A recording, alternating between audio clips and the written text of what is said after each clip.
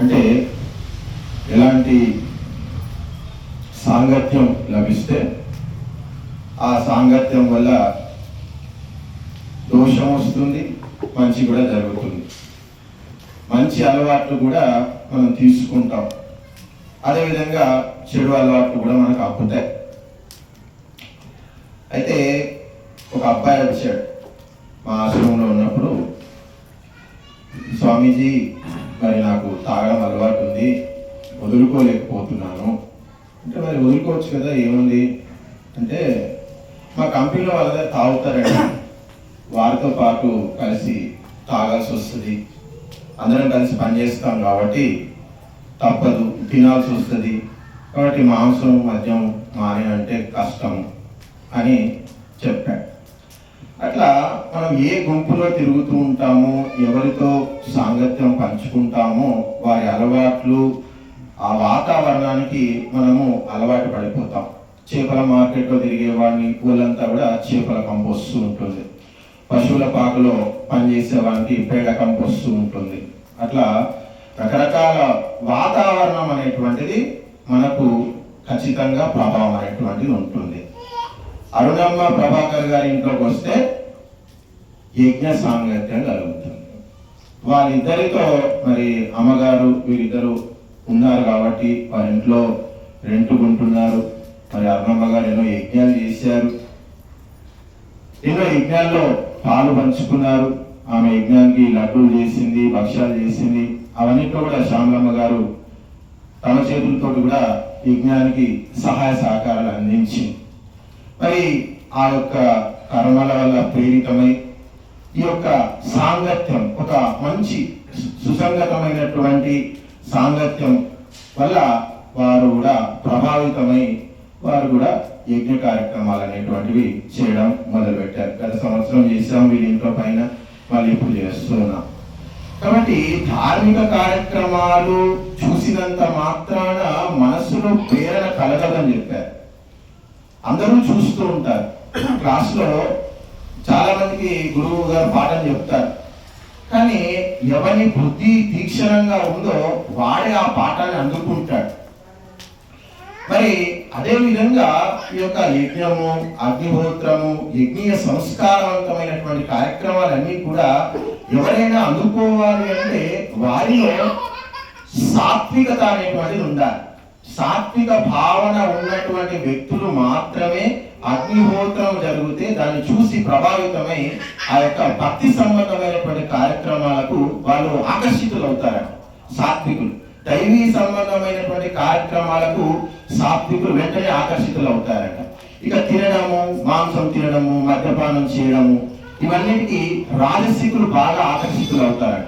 అధికారము, సంపద, ఇవన్నిటి కూడా ఎవరిలో రాజసికత ఉంటుందో, రాజసిక గుణం ఉన్నటువంటి వ్యక్తులు ఎవరైతే ఉంటారో వారు అవి చూడగానే వాడు మొన్న మేక తీసుకొచ్చాడు, అందరికి కోసి బిర్యానీ చేసి పెట్టాడు, మనం కూడా వచ్చే పండుగకి పెద్దమ్మకో, ఎల్లమ్మకో, మైసమ్మకో, మారమ్మకో మనం కూడా తీసుకురావాలి, చేసుకోవాలి అని చెప్పి రాజసికులు, తామసికులు ఇట్లా ఆలోచిస్తూ ఉంటారు. మనం కూడా చూసుకోవాలి, మనం కూడా తినాలి.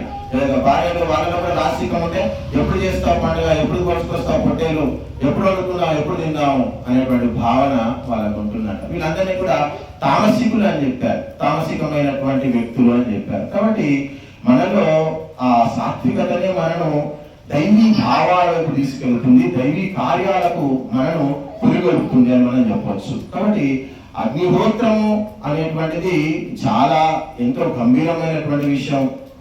మా ఊళ్ళో ఒక పెద్ద మనిషి ఉండేవాడు. అయితే ఆయన ఒక 20 ఎకరాలు సంపాదించాడు జీవితంలో కష్టపడి.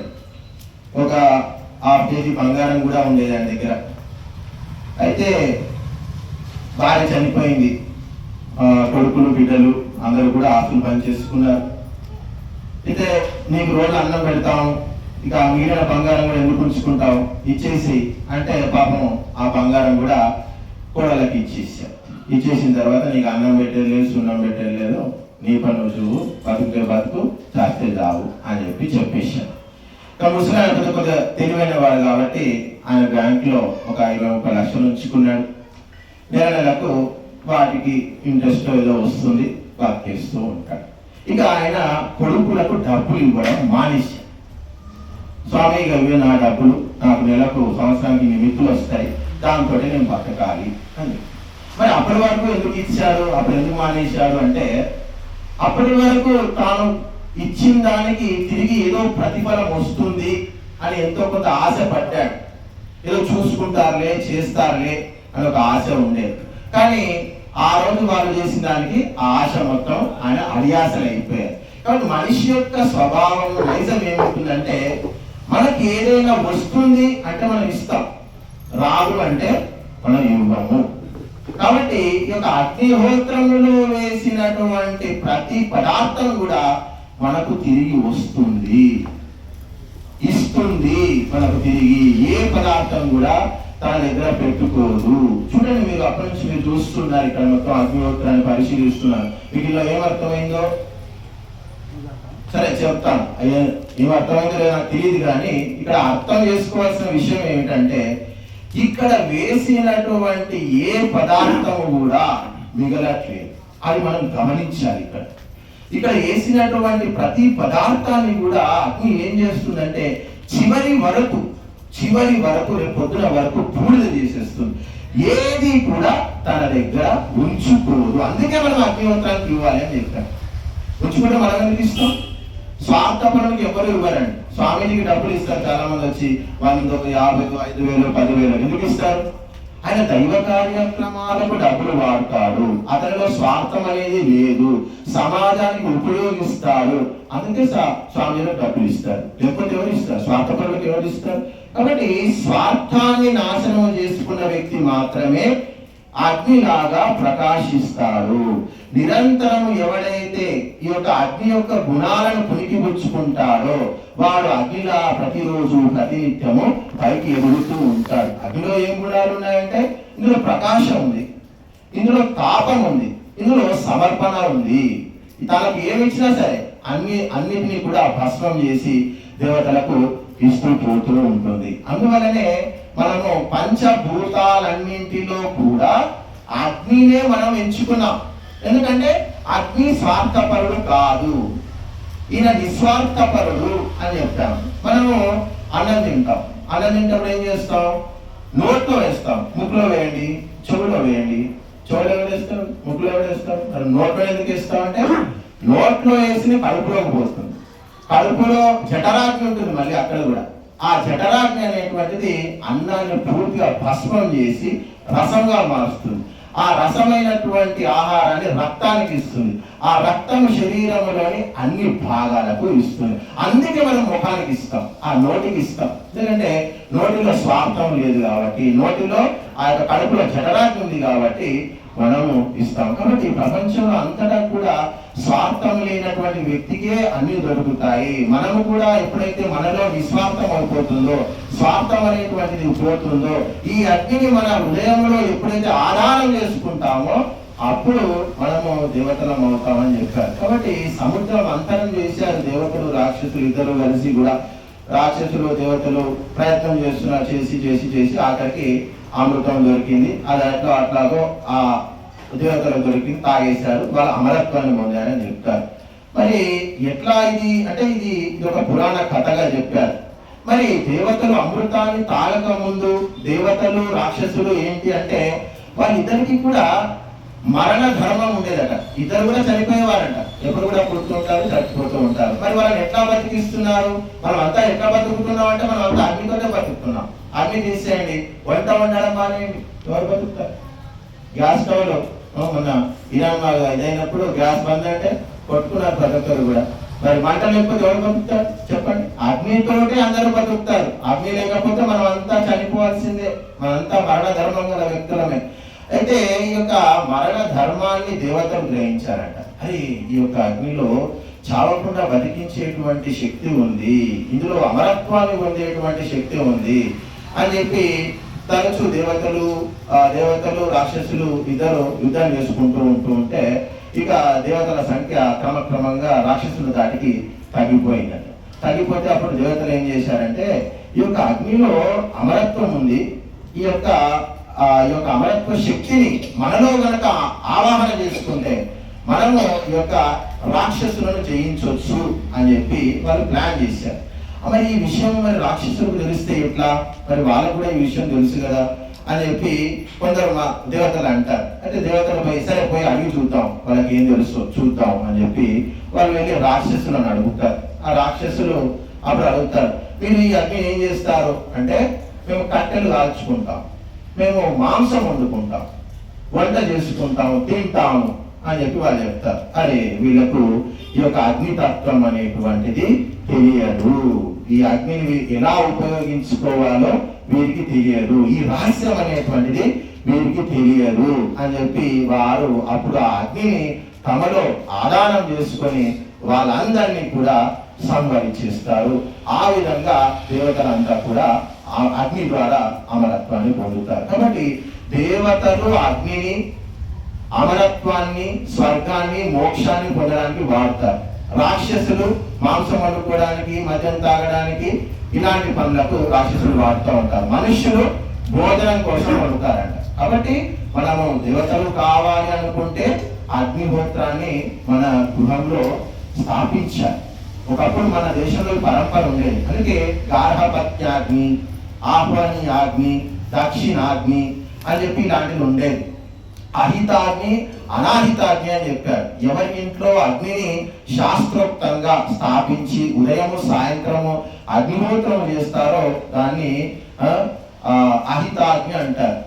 అలాంటి అగ్నిని స్థాపించేటువంటి పరంపర మన దేశంలో ఉండేది. అనాహితాగ్ని అంటే ఇక వాడు వండుకొని తింటూ ఉంటాడు. వాళ్ళ ఇంట్లో ఏ విధమైనటువంటి శాస్త్రోక్తమైనటువంటి అగ్ని అనేటువంటిది వాళ్ళ ఇంట్లో ఉండదు అని చెప్పారు. అలాంటి వారికి మరణం అనేటువంటిది తరచు సంభవిస్తూ ఉంటుంది, పుడుతూ ఉంటారు, చనిపోతూ ఉంటారు. కాబట్టి ఈ యొక్క అగ్నితత్వాన్ని తెలుసుకొని అమరత్వాన్ని మనను అమరత్వం వైపు తీసుకెళ్లేటువంటి ఈ యొక్క గొప్ప శ్రేష్టమైనటువంటి కార్యక్రమాన్ని మనం నిరంతరం చేయాలి. ప్రతి ఒక్కరికి కూడా జీవితంలో సుఖపడాలి, స్వర్గాన్ని పొందాలి, మోక్షాన్ని పొందాలని ఆశ ఉంటుందట. కానీ దానికి అవసరమైనటువంటి కర్మలు చేయాలంటే మాత్రం ఎవరు ఒప్పుకోరట.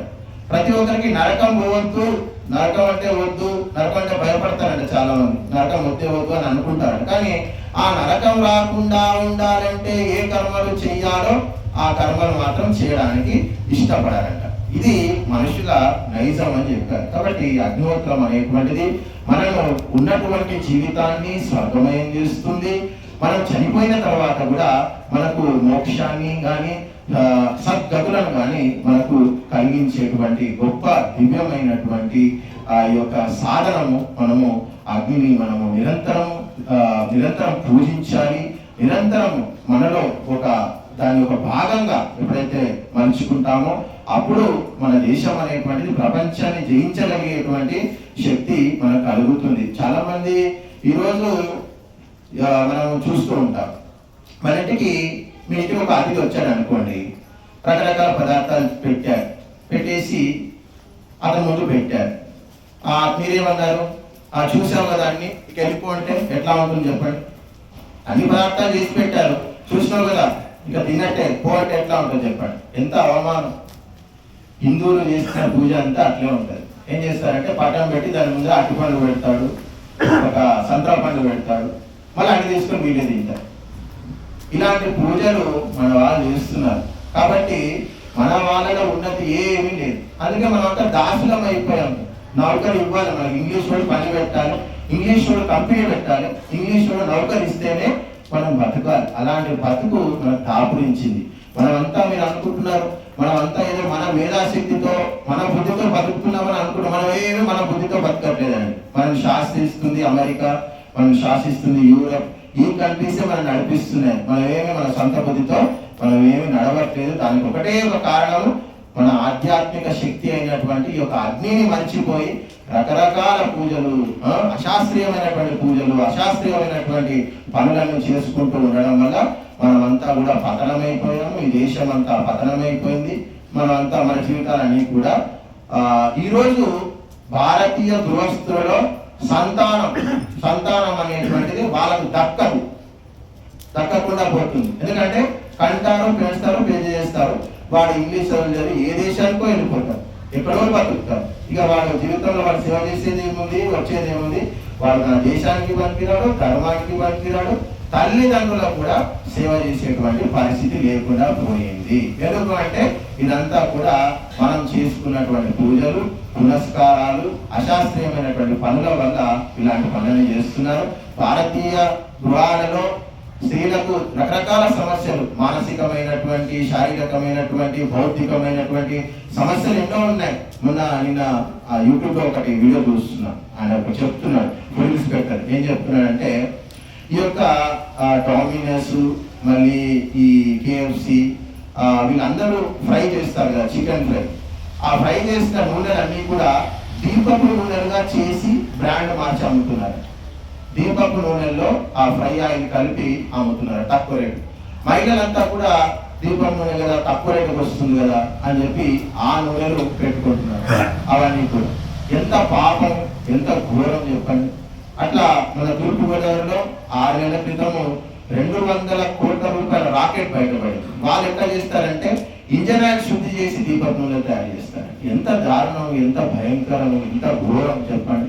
ఏమవుతుంది, మనం తినే నూనె పెట్టుకొని రోజుకు ఒకసారి పెట్టుకొని గానుగ పట్టించిన నూనె మన దేవునికి ఎందుకు పెట్టద్దు? అంటే మన దేవతలు అంత చెత్త దేవతల, అంత నీచులా చెప్పండి. మన దేవతలకు మనమే మంచి దీపాలు పెట్టకపోతే ఆ ముస్లింలు పెడతారా, క్రైస్తవులు పెడతారా? మన దేవతలు మనమే అవమానించుకుంటే అలాంటి వ్యవస్థ ఈరోజు మొత్తం కూడా హిందూ సమాజంలో నడుస్తుంది. కాబట్టి అందరికీ కూడా ఎవరికి శాంతి లేదు, సంతోషం లేదు, సౌఖ్యం లేదు, అలాంటి జీవితాలు అయిపోయాయి. కాబట్టి మన జీవితాలు, మనందరి జీవితాలు కూడా శాంతిగా, ఆనందంగా, అష్టైశ్వర్యాలు, లక్ష్మితో తలెత్తుగాలంటే మనము ఖచ్చితంగా అగ్నిదేవునికి పంచభక్ష పరమాణాలతో అతనికి ఎప్పుడైతే ఆహుతులు సమర్పిస్తామో ఖచ్చితంగా వాటి ఫలితం అనేటువంటిది అద్భుతంగా ఉంటుంది, అద్వితీయంగా ఉంటుంది. ఊహించలేనంత అభివృద్ధి అనేటువంటిది మన జీవితంలో కలుగుతుంది. కాబట్టి గృహస్థుని ఇంట్లో ఉండవలసినటువంటి ముఖ్య కేంద్రము అగ్నిహోత్రము, యజ్ఞకుండము అని చెప్పారు. ఇంకా ఈ యజ్ఞకుండం నుంచే అన్ని సుఖాలు, అన్ని సౌకర్యాలు, అష్టైశ్వర్యాలు అన్ని కూడా మనం ఇక్కడే తోడుకోవాలంట. ఏ ప్రభుత్వాన్నో, ఏ నాయకున్నో, పక్కింటి వాడినో, ఎదురింటి వాడినో, వీళ్ళో వాళ్ళో ఎవరిని కూడా మనం నమ్ముకోవాల్సిన అవసరం లేదు. భగవంతుని నమ్ముకొని మనము మన శాయశక్తుల ప్రయత్నం చేస్తూ ధర్మకార్యాలు చేస్తూ పోతే ఖచ్చితంగా మన గృహం అనేటువంటిది నిరంతరం కూడా అభివృద్ధి చెందుతుంది. ఇంతకంటే గొప్ప మార్గం అనేటువంటిది మనకు జీవితంలో లేదు. మనం అందరం కూడా ఋషులకు, మునులకు కృతజ్ఞులుగా ఉండాలి మనమంతా. ఎందుకంటే వారు ఏర్పరిచినటువంటి వ్యవస్థనే ఇది. ఏ గృహస్థుడు కూడా జీవితంలో బాధపడకూడదు, ఏ గృహస్థుడు జీవితంలో దుఃఖాన్ని అనుభవించకూడదు, ఏ గృహస్థుడు జీవితంలో అనారోగ్యంగా ఉండకూడదు, ఏ గృహస్థుడు జీవితంలో తొందరగా చనిపోకూడదు.